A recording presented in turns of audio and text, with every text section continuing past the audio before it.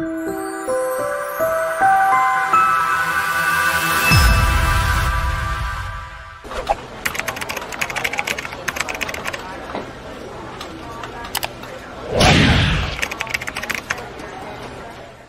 va parler des différents types de publicité. On va parler des différents types de publicité comme on peut voir, parce qu'il y a plusieurs types de publicité et selon les objectifs, parce que la première chose d'abord, c'est l'objectif qu'on se fixe avant de lancer la campagne. On ne lance pas une campagne comme ça. Là. Selon les objectifs, il y a un style de publicité qu'il faut donc qu'il faut préparer, qu'il faut faire. Et c'est ce qu'on va voir là maintenant. Donc, il y a ce qu'on appelle le search network. Le search network, c'est ce qu'on vient de voir là tout à l'heure. C'est-à-dire, les résultats de recherche Google, ça apparaît sur les résultats de recherche Google.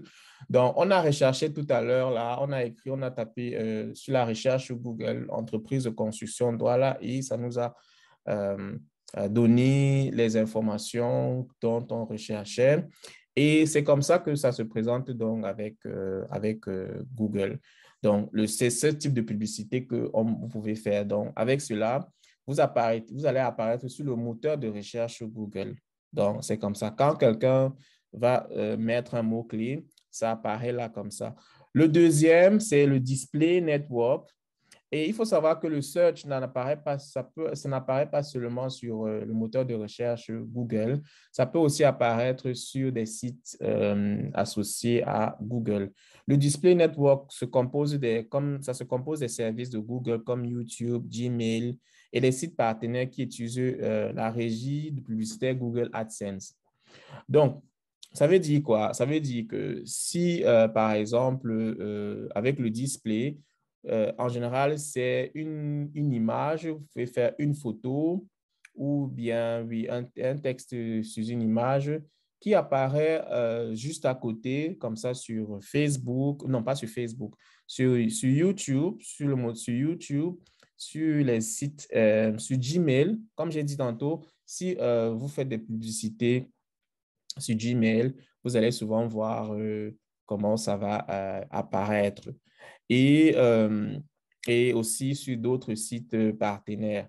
Donc, maintenant, il y a ce qu'on appelle Search et Display. Et là, ce sont des campagnes, des campagnes pour les applications. Alors, vous avez la publicité aussi. Si vous avez une application, vous pouvez aussi booster cela.